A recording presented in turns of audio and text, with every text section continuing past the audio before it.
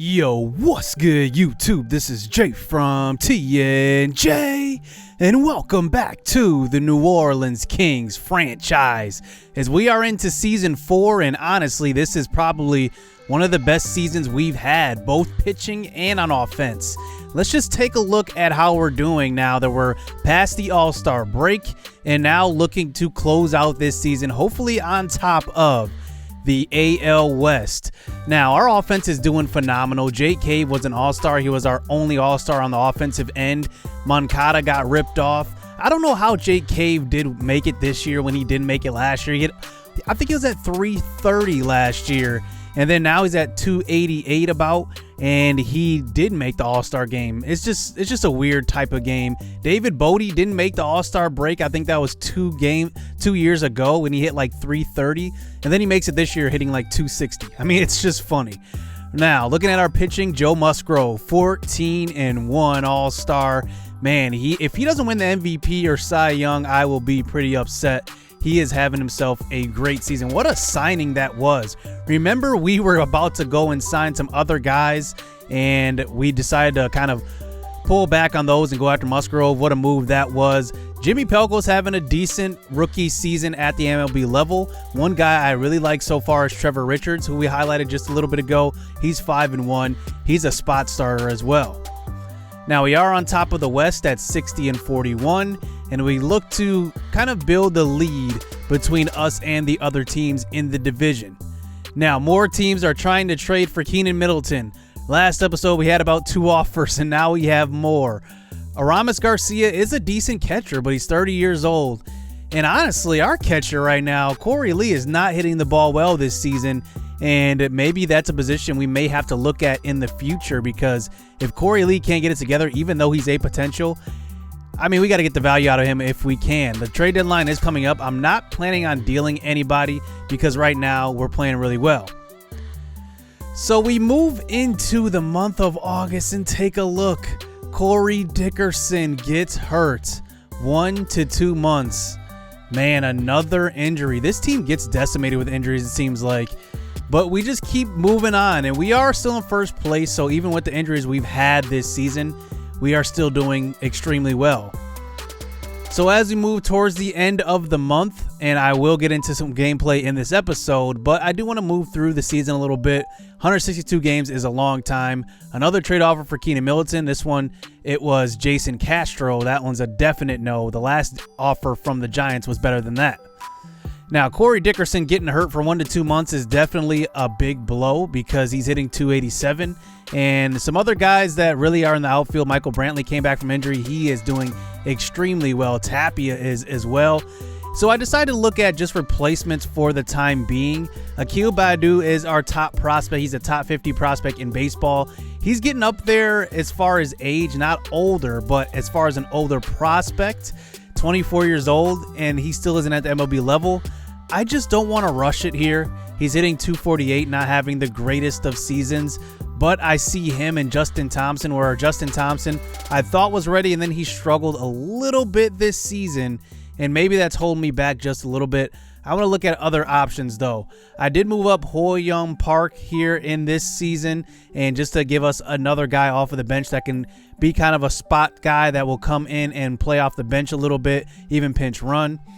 So I don't decide to move up any prospects. We don't really have too many outfield younger guys that really make sense right now. So I look at free agency, and I can pay somebody temporarily. I look at Chris Davis, look at him and his home run power. But the issue with him is that he's not very good on defense. I want a guy that can play pretty decent defense. Evan White is in free agency, surprisingly, at 26 years old, B potential 72 overall. And then Estevan Florio, one of the best prospects in baseball a couple of seasons ago. And now, look at him now. He's a free agent. Incredible. Now, he isn't the best of fielders, and he hasn't hit the best here in this series, but I think he is a better option than what we have as far as minor league guys go right now. So we will sign him. He ends up being 74 overall after signing him. I adjusted his ratings back to what they were after losing those ratings in free agency. Now, as you move into the trade deadline, Mondesi goes to the Angels. They're trying to make a run at the division as we head into the trade deadline, and we pass it. And now we hop into the month of August. Can we do a little pull away here, as now we go up against the Boston Red Sox here? Alex Wood on the mound for us. They're 63-42, one of the best teams in the AL right now. And let's see if we can get the win, because these crucial wins, maybe setting the tone in the AL, will be our recipe to success. So we start out here in the 9th inning. Can Alex Wood go the distance? And he gets Castellanos to strike out, swinging on that one. That's his 8th strikeout of the game. But take a look. It looks like Alex Wood is hurt. Not another guy hurt. You have got to be kidding me. This has happened far too often here in this series. We have a lot of guys that are just getting hurt. And hopefully Alex Wood is not out for the long term. So we bring in Keenan Middleton out of the bullpen, facing Anthony Rizzo with one out. And Rizzo goes to left field. That one is going to scoot all the way to the wall, away from the shift. He will only make it to second, though, and it's a double here with one out. But still a 4-run cushion here. We should be able to finish this game out. But Anthony Rizzo starts it out with a 1-run double. 1-out double, I should say. So here's Alex Verdugo at the plate. He goes down the right side, and that one will get through. And now guys on the corners. A double play will end this game, as that brings up David Dahl, who is 0 for 2. He hits one hard over the shortstop, Jeremy Pena. That one gets to the wall all the way in left center. And that one will be fielded by Tapia, and they will score 2 on this one. And it is now 4-2. So now Keenan Middleton just came out of the bullpen. This won't help his trade value at all. Good thing the trade deadline is passing right now. So we go to the bullpen, line up a couple guys, get them up and throwing. And that brings in Colton Wong, who is now playing for the Red Sox. He watches an inside slider there for an 0-1 pitch. Here it's on, and Wong goes to opposite field. That one gets through. And Brantley does come up throwing, but the runner does stay at third. That's a perfect throw by Brantley that time, and we go for a mound visit. And I decide to pull in Orlando Reyes. Now, Orlando Reyes is a guy that hasn't gotten much work this season. You probably haven't really heard of him because I haven't really used him quite a bit in this series. But I did acquire him last season, and he only has 3 innings pitched this whole entire year. So the next batter comes up. It's just a slow tapper back to him, and he throws the first, and it's an out. But 4-3. They have scored 3 runs here in the 9th.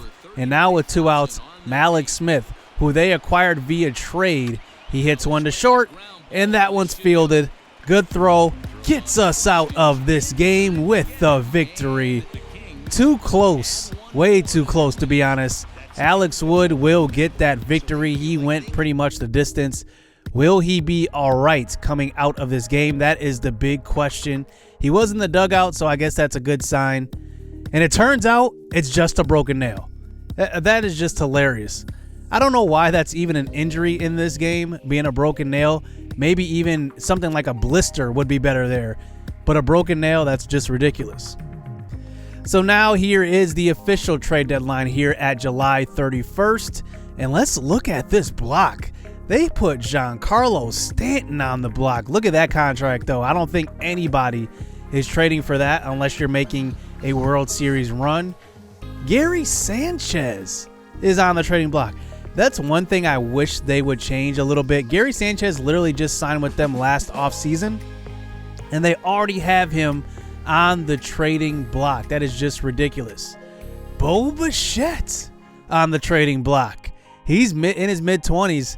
That would be interesting to have Bo Bichette. I definitely thought about Bo Bichette quite a bit. Now, we have Jeremy Pena at short, but I'm just looking at other guys that maybe we can just get younger and better at. Bryson Stott was a guy that I definitely looked at. Donovan Casey is a guy that I 100% looked at. He's got great fielding attributes. He also can hit the ball well. We might need to revisit Donovan Casey down the road, but I'm going to pass on him right now. And then just looking at the rest of the guys on the block, a couple of guys stuck out to me, a little veterans that wouldn't require much. Christian Robinson is there, but he's a potential, and it would be a haul to get him. So we decide to not make a trade, but the Reds do. And look who's traded again. It's Tyler Glasnow. not having a great season at all. He's 5-11, 135 strikeouts though, but a 4.99 ERA. He definitely had that type of career with us, and it continues. He just continues to get traded here in this franchise. So we move on to some divisional games a little bit as we hop into the meat of this month. And here we face Liam Hendriks in the 9th inning. Jake Cave at the plate. And remember, he's hitting around 300 this season. And let's see if we can get a win here on the road in the 9th. And that one will be a liner up the middle. Jake Cave is thrown out. Now that brings up Carlos Santana, who is actually one of the best hitters as far as slugging percentage goes in the MLB right now. And he watches one on the outside part of the plate, and that one is ball 4. So he starts us out with a 1-out walk, and that brings up Reese McGuire, who has been in the news lately for something that maybe you guys should check out if you want to. But let's get back to this action. Here is a low pitch, and we just absolutely got fooled. I thought that one was below the zone, and I decided to swing at the last moment. It's a strikeout. So now with 2 outs, that brings up Scooter Gennett. 0-2 count. Hendriks, high heat. It's a strikeout. Bad swing. Really bad swing. We were anxious on that one. And Hendriks gets the win. And they come away with the victory here. 3-2. It probably won't mean much in the division unless we go on a big losing streak. Because right now, we have that lead. And Texas isn't even close. So I apologize for the commentary that is still in the sound there with the gameplay going on. I don't know what happens, but I think I updated MLB The Show, and all of a sudden the sound came back on for the commentators, and I need to adjust that back. It's going to be like that until the end of the season. I didn't realize it until editing this video. But then let's just get back to the action. So one thing I wanted to do this year, and one thing I did not do last year, was really shore up the playoff roster. And I'm looking at guys like Nate Barron. He is definitely having himself a down year. 218, and I just need something more. Every playoff team has that guy that just surprises you every year in the playoffs. And maybe that guy could be Omar Geronimo. He's one of our best young prospects. He is a C potential middle infielder. He's only 20 years old. We selected him in last year's players draft, and he is hitting 340 at the AAA level. If Akil Baddoo was hitting like that, not only would he be at the MLB level, but he would probably be about 80 overall right now because of the progression. Now, Geronimo, I'm hoping, will kind of rise up and that potential go up to a B. That would be amazing. I have no idea what the exact number is, but I guess I'm just going off of the letter grade there for the potential.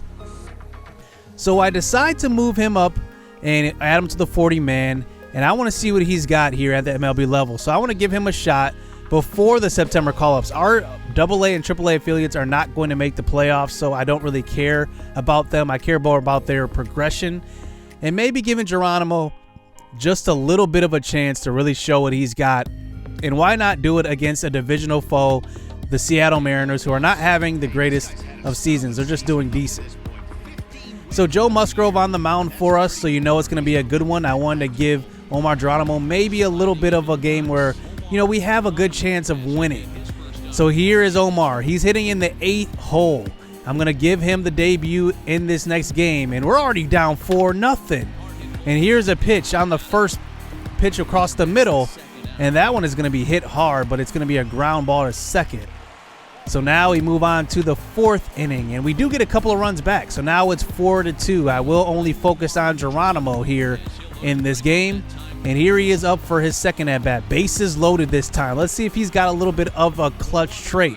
Marco Gonzalez, low pitch, and it's driven up the middle, right back at the pitcher. That's how they teach you to hit the ball. And that one will score 2, and his first hit brings in 2 runs, and that one will tie this game up at 4 apiece. Omar Geronimo, remember that name. I think this guy has potential to be something really good. I had this kind of feeling with Nate Barron, but I think that Geronimo has the skills to really be good. So now we move on to the 6th inning. Now for his 3rd at-bat. He's 1 for 2 so far, and now we have a 6-4 lead. So we end up coming back in this game after Musgrove gave up 4 runs early. And here he gets a pitch right over the middle on a 2-1 count. And it's a fly ball this time. Thompson Williams, I believe that is, in center. He's under it, And we move on to the later parts of this game, and Geronimo actually does not get another at-bat. And we end up winning. Musgrove gets another win. That winning streak continues for him. He's only got one loss on the year. Carlos Santana gets player of the game. He's 1 for 3 with the home run, 2 RBIs. And we end up getting a pretty good quality win here as we got to see one of our young guys get moved up and look at his debut.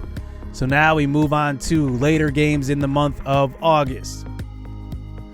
So let's just check out Teddy Titus, a guy that I've been silently holding on to a little bit, and I have been in awe. He is amazing as a pitcher. This is his second year at the MLB level. Last year, I favored him over Pelko. Let's see what he can do here in a 5-0 game. Here he is facing Witt Jr., who swings that one out of the zone. That pitch was nasty. That brings up Eloy Jimenez. Now a guy's on first and second, 2 outs, 0-2 count. And another slider, swing, and a miss. Titus, he is polished as a pitcher, and he's just getting better. So now we move on to the 9th inning. 108 pitches so far, but he can go the distance. He leads our team in innings pitched, and that one is a ground ball to short. First out of the 9th.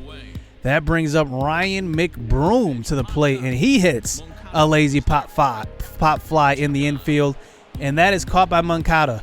2 outs in this inning. Can he go a complete game with a shutout? Brandon Marsh at the plate, who hits one to right field, and that is going to be the 3rd out. I love this kid, Teddy Titus. After the seasons that he's had, I think that last year was even a decent season for him. He can end up being our future number 2. I've highlighted that Pablo Lopez is kind of a liability with his injuries, and Titus had 11 strikeouts and he went the distance. He's got a ton of potential. I can't wait to see what he turns into.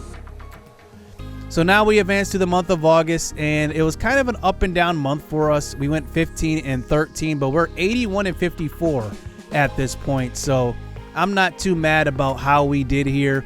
You can expect every month to be a blazer as long as you're not losing a bunch of games in a row. So good news going into the month of September. Justin Thompson is going to be healthy as he recovers from his injury. Corey Dickerson is going to be healthy as he recovers from his injury here towards the end of the month. He's out for 1 to 6 more days. And then just looking at the rest of our team, I mean, we are pretty healthy right now. And I'm glad we avoided that injury with Alex Wood, because going into the playoffs and even towards the end of the month of September, we're going to need everybody to be healthy. It looks like we could steal this division at 81-54. So that's going to do it here in this episode. We have 1 month left, and honestly, the chase for first place, it looks like we are running away with it. It looks like that record, 81-54, is the best in the division. We'll have to check out the other teams next episode as look at our schedule right here. We play Seattle, Arizona, and then we go and play a bunch of divisional games with Oakland, the Angels, and Texas back to back to back. So that's going to do it. Hit subscribe, hit that like button. Next episode will end the season, so stay tuned. Let's get it. Let's go. I be trying to do me, but they be trying to copy though. Only problem with that is they not me though. People act cool, but really they be shiesty though. They say they got your back, but they ain't even behind me though. I be low key, but police be trying to find